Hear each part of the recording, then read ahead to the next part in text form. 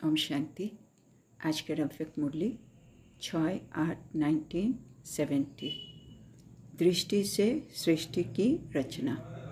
दृष्टि द्वारा सृष्टिर रचना। तो बाबा बोलছেন, सभी अव्यक्त स्थिति में रहते व्यक्त में कार्य कर रहे हो।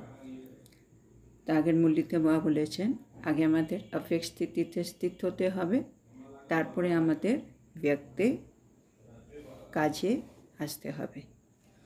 তো এখন বাবা জিজ্ঞেস করছেন কি আমরা সকলেই अव्यक्त স্মৃতিতে স্থিত হয়ে তারপরে কি ব্যক্তে কাজ করি? जैसे बाप अव्यक्त होते व्यक्त में प्रवेश हो कार्य करते हैं, वैसे बाप समान बने हो। बाबा बोलছে যেমন বাবা अव्यक्त হয়ে তারপরে ব্যক্তে প্রবেশ করেন, है ना। বাবা যখনই বাবা মিলনে আসছেন, বাবা ব্যক্তে এসে কাজ করছেন। একইভাবে বাবা বলছে আমরাও কি বাপ সমান হয়েছি। এবার বাবা বলছেন बाप समान बनेंगे तभी औरों को भी बाप समान बना सकेंगे। যখন আমরা নিজে বাপ সমান হয়ে উঠব, তারপরে আমরা অন্যদেরকেও बाप समान बनाते पारबो। तो अपने आप से पूछो कि दृष्टि बाप समान बनी है। तो আমাদেরকে বাপ সমান হতে হবে। এবার কোথায় কোথায় আমাদেরকে নিজের উপরে কাজ করতে হবে। তো সেখানে বাবা বলছেন अपने आप से पूछो, নিজেই নিজেকে জিজ্ঞাসা করো কি করব। দৃষ্টি বাপ সমান বনি হে, আমার দৃষ্টি কি বাবার সমান হয়েছে? বাবা যেই চোখে সবাইকে দেখেন, এই সংসারটাকে দেখেন, ড্রামাকে দেখেন, আমিও কি সেই স্মৃতিতে সেইভাবেই কি সব জিনিসকে দেখছি? সব আত্মাদেরকে, তাদের ব্যবহার, তাদের সংস্কার, এই ড্রামাতে যা যা হচ্ছে, প্রতিটা পরিস্থিতি, প্রতিটা বিঘ্ন যেগুলো আসছে আমার জীবনে, সেগুলোকে আমি কি চোখে দেখি, বাবাও কি চোখে দেখেন? এই দুটোই দৃষ্টি সমান হয়েছে নাকি? वाणी और संकल्प पाप समान बने हैं। তারপরে বাবা বলছে চেক করতে বাণী আর সংকল্প। হ্যাঁ, যখনও কিছু হয় আমার মধ্যে কীরকম সংকল্প চলছে, সেটা কি পাপ সমান? যখনই আমি কিছু বলছি আমার শব্দগুলো কীরকম, সেগুলো কি পাপ সমান হয়েছে? बाप को क्या स्मृति में रहता है जानते हो? মানে বাবার স্মৃতিতে কি থাকে? বাবা বলছে কি জানো? बाप की स्मृति में सदैव क्या रहता है और आपकी स्मृति में सदैव क्या रहता है? বাবা বলছে এটা আমাদেরকে একবার বসে ভাবতে হবে কি আমার স্মৃতিতে সবসময় কি থাকে আর বাবার স্মৃতিতে সবসময় কি থাকে, হ্যাঁ না। আমি কী সব ভাবতে থাকি, কি আমার মনের মধ্যে সংকল্প আসতে থাকে। আর বাবাও তো আছে এই সংসারে, চৈতন্য। বাবা কি ভাবতে থাকেন, বাবার সংকল্প কীরকম চলে, বাবার স্মৃতি কীরকম হয়। क्या अंतर है কি পার্থক্য আছে? বাবার আর আমার স্মৃতির মধ্যে কি পার্থক্য আছে? समान स्मृति होती है, আমার আর বাবার স্মৃতি কি সমান হয়? कोई बात में बाप के समान आपकी स्मृति रहती है? বাবা বলছে কোনো স্মৃতি মানে আমার স্মৃতি সেটা কি বাবার স্মৃতির মতো হয়? তো উত্তর দিচ্ছে মানে বাচ্চারা না, মানে আমার স্মৃতি বাবার স্মৃতি এক হয় না। अंत तक स्मृति में समानता आ जाएगी। যখনই বাবা বললো কি আমার আর বাবার স্মৃতি এক হয় না, সবাই বলছে না, তখন বাবা বলছে আচ্ছা শেষ সময় পর্যন্ত, হ্যাঁ, মানে অন্ত তক আমার আর বাবার স্মৃতি দুটোই কি এক হয়ে যাবে? তখন বাচ্চারা বলছে নাম্বার বার, নম্বর অনুসার ডিপেন্ড করে কার হবে কার হবে না। ফার্স্ট बच्चे और बाप में फ़र्क रहेगा। এবার বাবা কত সুন্দর প্রশ্ন। নম্বর বার তো আমরা হবই নম্বর অনুসারে, বাবা বলছে আচ্ছা ঠিক আছে, যে ফার্স্ট বাচ্চা হবে আমাদের মধ্যে, যে টপ হবে, আর তার মধ্যে আর বাবার মধ্যে কি কোনো পার্থক্য থাকবে? বাপ দাদা মে ফর্ক রহেগা? তো আগে বাবা বললো যে ফার্স্ট বাচ্চা আর বাবার মধ্যে পার্থক্য, তারপরে বাবা বলছে বাপ আর দাদার মধ্যে কোনো পার্থক্য থাকবে? সমানতা আ যায়গি? বাবা বলছে আমরা কি সমান হয়ে যাব? মানে বাবার সমান, দাদার সমান, মানে ব্রহ্মা বাবার সমান। जैसे बाप बेहद का बाप है वैसे दादा भी बेहद का बाप है। দুজনেই তো আমাদের বাবা। একজন হচ্ছে অসীম জগতের বাবা, হ্যাঁ, শিব বাবা, আর দাদাও আমাদের অসীম জগতের বাবা। দুজনেই বাবা। বাপ দাদাকে সমীপ সমানতা होनी चाहिए। তো আমাদের পুরুষার্থটা কীরকম হবে? আমি আত্মা বাপ দাদার সমীপ আর সমান, হ্যাঁ, তাদের যে গুণ, তাদের যে শক্তি, তাদের মধ্যে যে জ্ঞান, সব কিছুতে আমি আত্মা বাপ দাদার সমান। जितनी जितनी समीपता उतनी उतनी समानता। আর মানে আমি যত বাবার কাছে হব অত আমি আর বাবার মধ্যে সব কিছু সমান হবে। সেন বাবা বলছে মানে আমি যদি চাই আমি বাবার মতো আমার মধ্যে সব কিছু চলে আসুক, তাইলে আমাকে বাবার খুব ক্লোজ হতে হবে, বাবার খুব সমীপ হতে হবে। अंत में अब बच्चे भी अपनी रचना के रचयिता बनकर प्रैक्टिकल में अनुभव करेंगे। বাবা বলছে अंत में, है ना, অন্তিম সময়ে বাচ্চারাও কিন্তু নিজেদের রচনা রচয়িতা হয়ে প্র্যাকটিক্যালে এটা অনুভব করবে। এখন যেমন বাবা রচয়িতা, আমরা রচনা, শেষ সময় অবধি, শেষে তো বাবা বলছে আমরা সবাই রচয়িতার পার্ট, হ্যাঁ, প্লে করব। তখন আমরা আমাদের যে রচনা হবে তাদের সাথে আমাদের যে সংস্কার মিলছে নাকি, কত আমরা সমীপ, কত আমাদের মধ্যে সমানতা, সেটা কিন্তু আমরাও অনুভব করতে পারবো প্র্যাকটিক্যালে শেষ সময়ে। जैसे बाप को रचना को देख रचयिता के स्वरूप की स्मृति स्वतः रहती है, ऐसी स्टेज नंबरवार बच्चों की भी आनी है। बाबा बच्चे रचना के देखे রচয়িতার স্বরূপ কিন্তু অটোমেটিক স্মৃতিতে এসে যায়, হ্যাঁ না, মানে আমরা রচনাকে দেখলাম, তার মানে ইনি হচ্ছে এর বাবা, সে রচয়িতার যে স্বরূপ হবে সেটা অটোমেটিক স্মৃতিতে চলে আসে। এবার একই স্টেজ আমাদেরও হবে বাবা বলছে, মানে আমাদের রচয়িতা দেখে, আমাদের রচনাকে দেখে তাদের রচয়িতাকে, সেটাও কিন্তু অটোমেটিক স্মৃতিতে চলে আসবে। দৃষ্টি সে সৃষ্টি রচনে আতি है। বাবা এবার জিজ্ঞেস করছে দৃষ্টি দিয়ে সৃষ্টির রচনা করতে পারো কি? आपकी रचना कैसी है? তোমাদের রচনা কীরকম? কুক কি ও নয়ন কি, হ্যাঁ, মানে কুকি মানে মা যাকে জন্ম দেয় সেরকম রচনা, আর আরেকটা রচনা হয় নয়ন দিয়ে, মানে দৃষ্টি দিয়ে রচনা। তো আমাদের রচনা কীরকম? দৃষ্টি সে রচনা রচেঙ্গে, বা জিজ্ঞেস করছে দৃষ্টি দিয়ে কি তুমি রচনা তৈরি করবে? ये जो कहावत है कि दृष्टि से सृष्टि बनेगी, है ना, বাবা এটা কেন জিজ্ঞেস করছে? বাবা বলছে একটা প্রচলিত কথা আছে না, দৃষ্টি দিয়ে সৃষ্টি তৈরি হয়, সেই জন্য।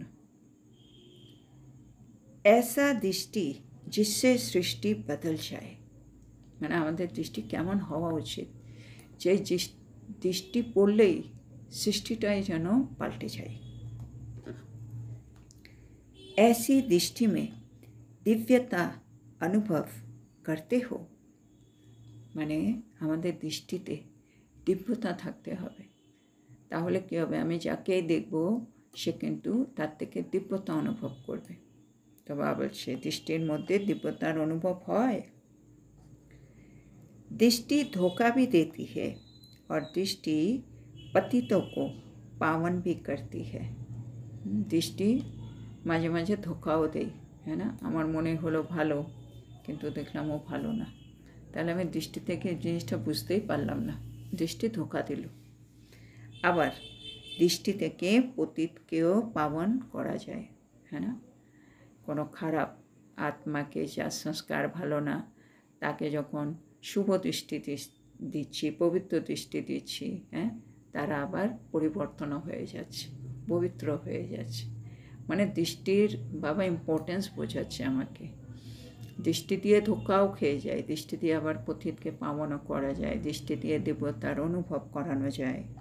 আর দৃষ্টি বদলने से সৃষ্টি বদল ही जाती है। দৃষ্টি পরিবর্তন করে নিলে বাবা বলছে সৃষ্টি পরিবর্তিত হয়েই যায়, হবেই হবে। সেজন্য মানে আমি যদি চাই আমার সৃষ্টিটা পাল্টে যাক, পরিবর্তন হয়ে যাক, তাহলে সবার আগে আমাকে দৃষ্টিটাকে ঠিক করতে হবে, হ্যাঁ। সেটাই বাবা আমাদেরকে বোঝাচ্ছেন। তো দৃষ্টি কাহা তক বদলি है। এখন চেকিং পয়েন্ট, আমার দৃষ্টিটা কতটা পরিবর্তন হয়েছে। দৃষ্টি क्या बदलनी होती है ये मालूम है। বাবা বলছে দৃষ্টিতে কি পরিবর্তন করতে হয় তা জানো কি। आत्मिक दृष्टि बनानी है। দৃষ্টিতে আমি কি পরিবর্তন করব, आत्मिक दृष्टि তৈরি করতে হবে। বাবা বলছেন आत्मिक दृष्टि, दिव्य दृष्टि और अलौकिक दृष्टि बनी है। মানে আমাদের দৃষ্টি এখন এর মধ্যেই থাকতে হবে, আত্মিক দৃষ্টি, তারপরে দিব্য দৃষ্টি আর অলৌকিক দৃষ্টি। মানে এছাড়া আমাদের দৃষ্টি আর এখন অন্যরকম হলে চলবে না। বাবা বলছে আত্মা আত্মা, ভাই ভাই, সব পরমাত্মার সন্তান, পুরো সৃষ্টি আমার ভাই ভাই ভাই, সেই চোখে দেখো। বা দিব্য দৃষ্টি, হ্যাঁ, আমি যখন দেবতা স্বরূপ, হ্যাঁ, পূজ্য স্বরূপ, আমি সবাইকে সেই দৃষ্টি দিয়ে দেখছি।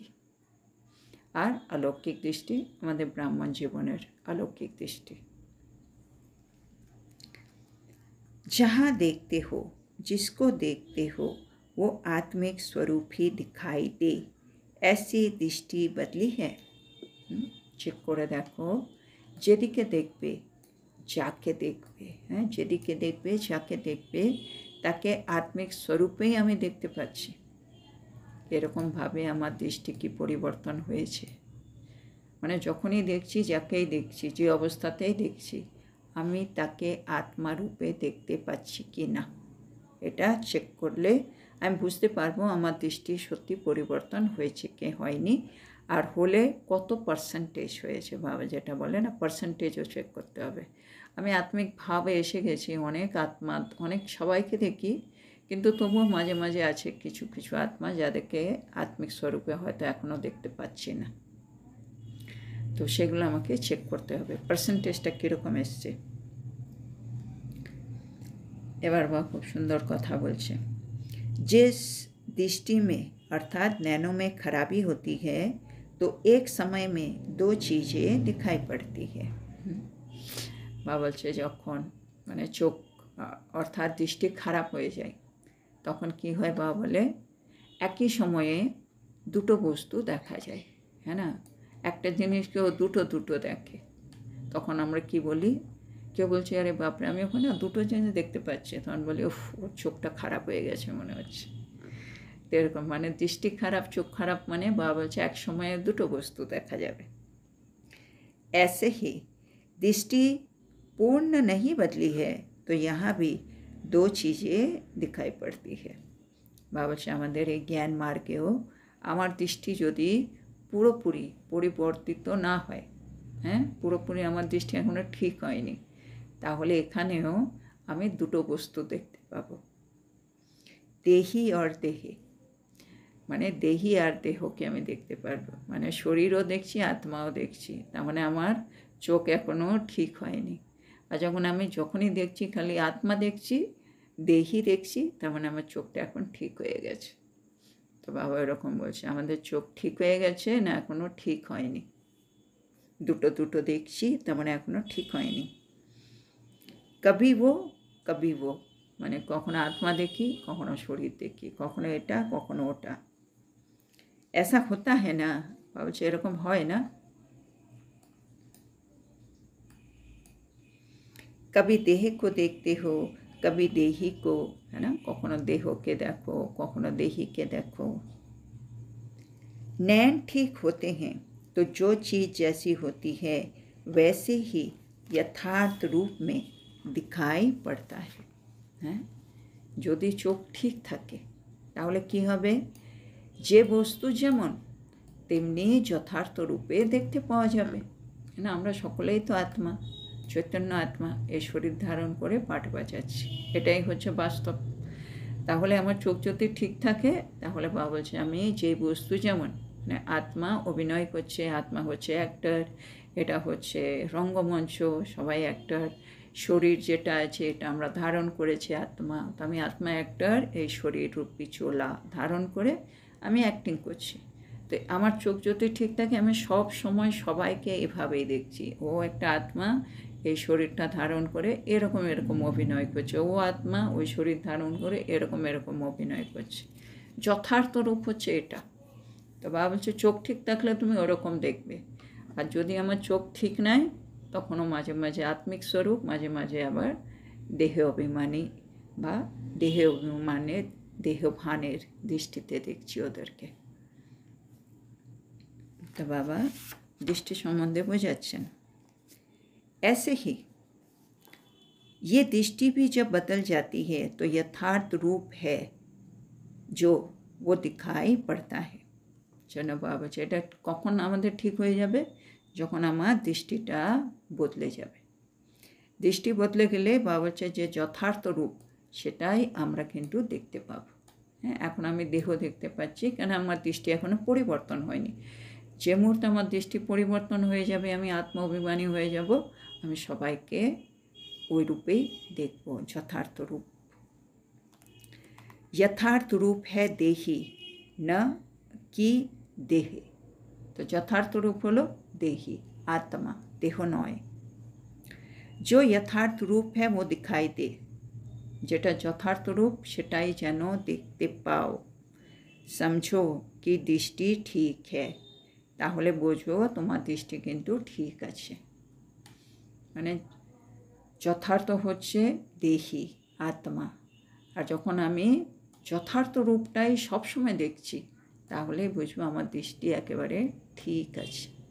এখন দেখতে পাচ্ছি না, তার মানে দৃষ্টি এখনও ঠিক নেই। दृष्टि के ऊपर बहुत ध्यान रखना है, দৃষ্টিতে অত্যন্ত মনোযোগ দিতে হবে। বাবা বলছেন दृष्टि बदल गई तो कब धोखा नहीं देगी। মানে এখন আমরা বারে বারে ধোঁকা খাই, হ্যাঁ না, বারে বারে আমাদের দিয়ে ভুল হচ্ছে, বারে বারে যে বিকারগুলো ছাড়ছি ওগুলো আবার চলে আসছে। কেন? বাবা বলছে আমাদের দৃষ্টি এখনও পরিবর্তন হয়নি, সেজন্য আমি বারে বারে পুরনো জায়গায় চলে যাই। একবার যদি দৃষ্টি পরিবর্তন হয়ে যায় তারপরে বাবা বলছে এই দৃষ্টি তারপরে আর কখনো ধোঁকা দেবে না। মানে আমি যদি সকলকে 100% আত্মা রূপে দেখতে শুরু করে দিই, তার মানে আমার এখন কর্ম ভালো হতে শুরু হবে, আমি আর ধোঁকা খাবো না। কেন, এই চোখে যে দেখছি সেটা তো বাস্তব নয়, বাস্তব তো অন্য কিছু। হ্যাঁ না, বাবা বল না রাজযোগ, সব কিছু পেছনে রহস্য আছে। যে মুহূর্তে আমি আত্মা হিসেবে দেখছি তখন আমি রহস্যগুলোকে বুঝতে পারছি। সেজন্য দৃষ্টি পরিবর্তন করো, মানে আত্মিক দৃষ্টি নিয়ে আসো, তাহলে তুমি কোনো দিন আর ধোঁকা খাবে না। সাক্ষাৎকার দৃষ্টি से ही करेंगे। আর বাবা বলে আমাদেরকে সাক্ষাৎকার করাতে হবে শেষের দিকে। বাবা বলছে সেটা কী দিয়ে হবে, সেটাও কিন্তু দৃষ্টির মাধ্যমেই হবে। সেজন্য আমাদের দৃষ্টিকেও পবিত্র করতে হচ্ছে। और एक एक की दृष्टि में अपने यथार्थ रूप और यथार्थ घर तथा यथार्थ राजधानी देखेंगे। আমরা যখন শেষে সাক্ষাৎকার করাবো তখন কি কি হবে, মানে আমাদের দৃষ্টিতে তারা কি দেখবে, তারা দেখবে আমাদের যথার্থ রূপ, সেটা তাদের সাক্ষাৎকার হবে। আর কি দেখবে, যথার্থ ঘর মানে পরম ধাম, আত্মার ঘর, সেটা ওরা কীভাবে দেখবে? আমার দৃষ্টির মাধ্যমে দেখবে। আমরা সত্য যুগে যাব, রাজা হব, আমাদের রূপ কীরকম হবে সেটা ওরা কীভাবে দেখবে? আমাদের দৃষ্টির মাধ্যমে সাক্ষাৎকার হবে। আর কি হবে? যথার্থ রাজধানী, মানে আমরা যে রাজধানীতে যাব সেটারও সাক্ষাৎকার আমরা আমাদের দৃষ্টি দিয়ে এক একজনকে করাবো।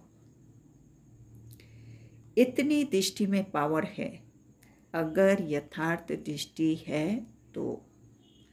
বাবা হচ্ছে দৃষ্টিতে কিন্তু এতই সত্যি পাওয়ার আছে, যদি তোমার দৃষ্টি যথার্থ হয় তাহলে। তাহলে আমি দৃষ্টি যদি 100% যথার্থ রূপে চলে আসে, মানে সবাইকে সবসময় আত্মা দেখছি, তাহলে বাবা হচ্ছে আমার দৃষ্টির মধ্যে অনেক পাওয়ার চলে আসবে, যেটা দিয়ে আমি প্রত্যেককে সাক্ষাৎকার করাতে পারবো, আমার নিজের, আমার ঘরের আর আমার রাজধানীর। तो सदैव अपने को चेक करो कि अभी कोई भी सामने आए तो मेरी दृष्टि द्वारा क्या साक्षात्कार करेंगे। তো বাবা বলছে এখন সব সময় আমাদেরকে চেক করতে হবে। কি চেক করতে হবে? কি এখন যদি কেউ আমার সামনে চলে আসে, তাহলে আমার দৃষ্টি দিয়ে সে কী সাক্ষাৎকার করবে, হ্যাঁ না? মানে আমার এই মুহূর্তে যে দৃষ্টি দিয়ে আমি এই জগৎকে যেভাবে দেখছি, সেও কিন্তু সেটাই আমার থেকে দেখতে পারবে। তো আমি এখন এই সৃষ্টিটাকে কিভাবে দেখি? আত্মিক রূপে দেখছি, আমি সবসময় পরমধামকে স্মরণ করছি, আমার স্বর্গকে, আমার রাজধানীকে স্মরণ যদি করি, তাহলে আমার দৃষ্টি যার উপরে পড়বে সেও এগুলোকেই দেখবে। সেজন্য বাবা বলছে এখন নিজে চেক করে দেখো, এখনই যদি কেউ আমার সামনে আসে, আমি আমার দৃষ্টি তার উপরে পড়ে, সে আমার চোখ দিয়ে কি সাক্ষাৎকার করবে।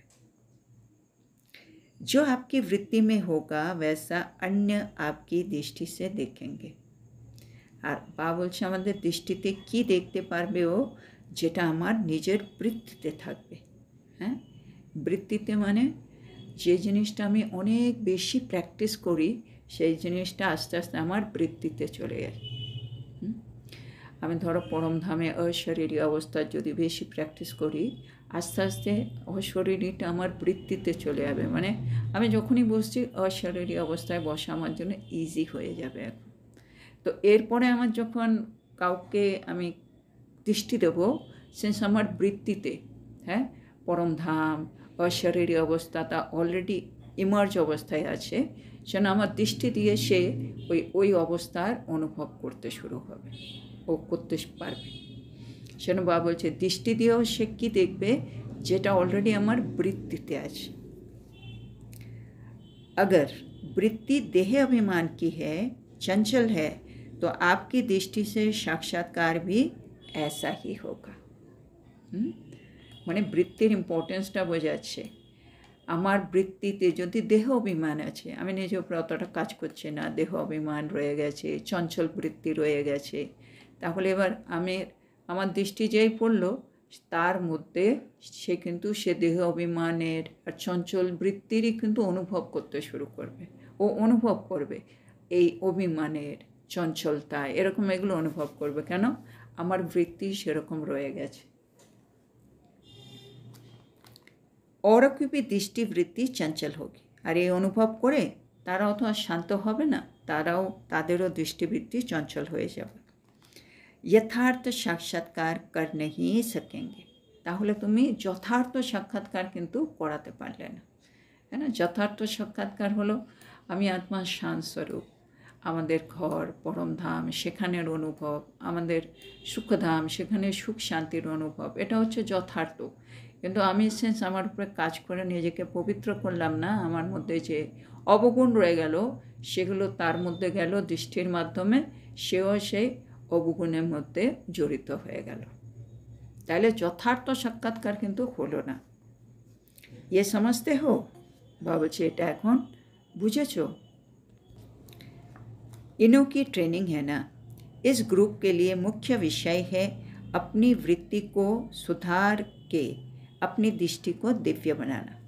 তো বাবা বলছে এখন মানে গ্রুপ যেটা গেছিল তাদেরকে বলছে এখন একটু ট্রেনিং করলে ভালো হয়। সেখানে গ্রুপের জন্য প্রধান বিষয় নিজের বৃত্তিটাকে শুধরে নিয়ে নিজের দৃষ্টিটাকে দিব্য করে তোলো। তার মানে বৃত্তির উপরে আগে কাজ করতে হবে, তারপরে আমার দৃষ্টিটা ঠিক হয়ে যাবে। তো কাহা তক বনি হ্যাঁ, বাবা বলছে এবার দেখতে হবে কত পর্যন্ত হয়েছি। नहीं बनी है तो क्यों नहीं बनी है, মানে এখনো পর্যন্ত যদি আমার আত্মিক দৃষ্টি হয়নি, তার পেছনে কারণটা কি, কেন হয়নি? এটা তো আমাকে করতেই হবে, এটা জানা আছে, তার সাথে হয়নি কেন, কারণটা খুঁজতে হবে। इस पर इन्हों को स्पष्ट समझाना, মানে এদেরকে এ বিষয়ে বোঝাও স্পষ্টভাবে কি আত্মিক দৃষ্টি হয়নি কেন এখন, এর পেছনে কারণ কি কি হতে পারে, এদেরকে বোঝাও। सृष्टि न बदलने का कारण है दृष्टि को न बदलना, और दृष्टि न बदलने का कारण है वृत्ति को न बदलना। बाबा एक फर्मुला दिए दिलें, सृष्टि परिवर्तन होच्छे ना कारण तुम्हार दृष्टि परिवर्तन हयनि, और दृष्टि परिवर्तन होच्छे ना केन, केन तुम्हार वृत्ति परिवर्तन हयनि।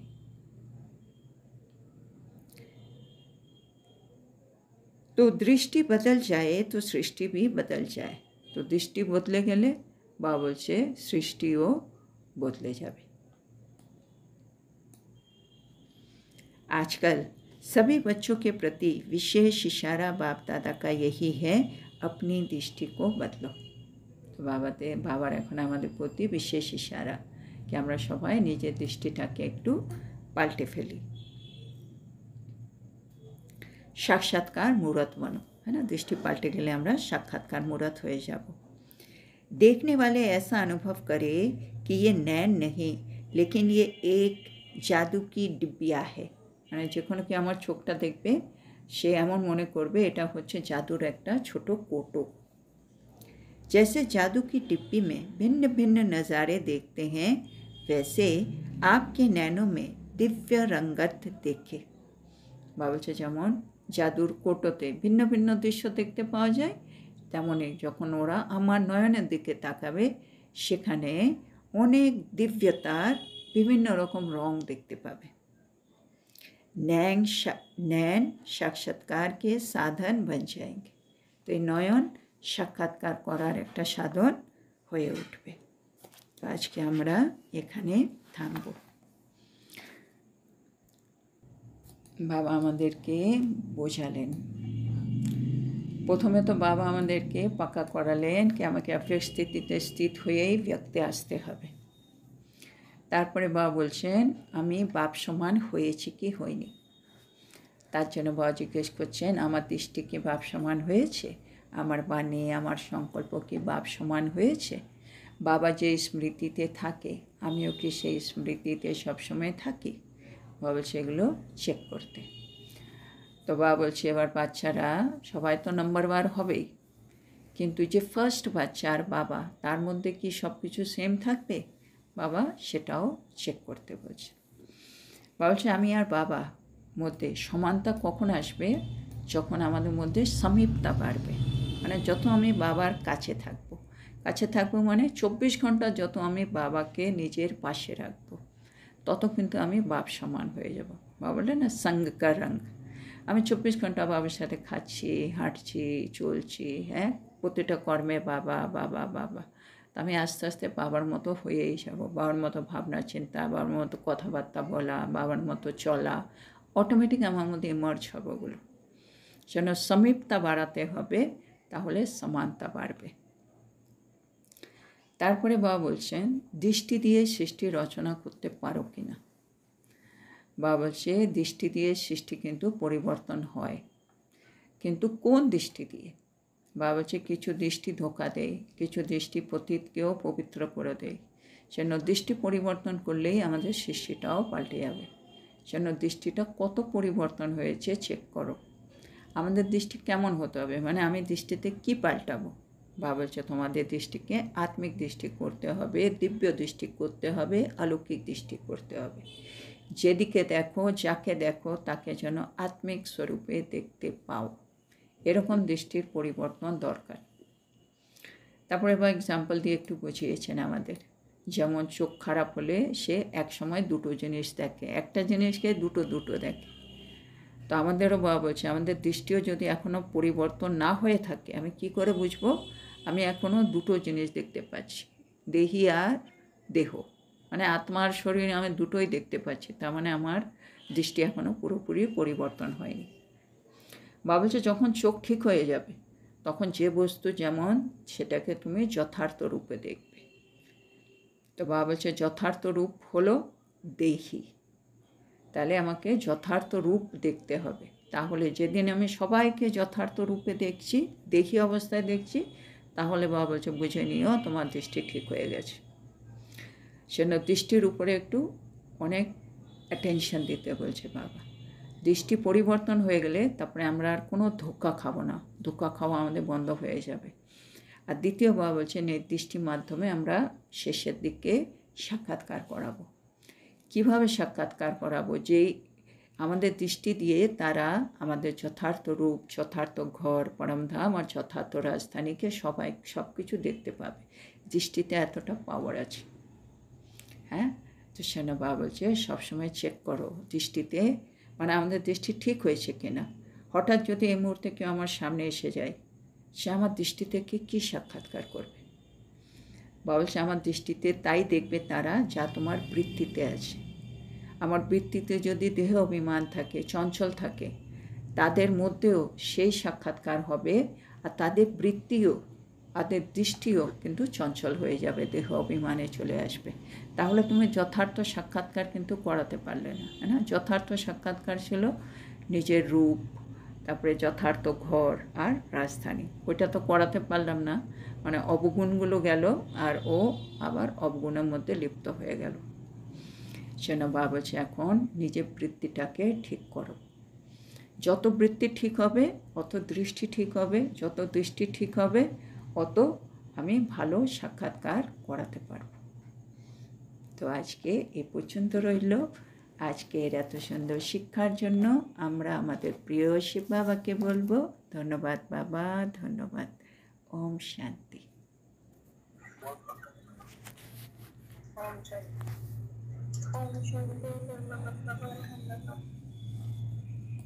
ओम शांति बाबा, गुड नाइट बाबा, गुड नाइट।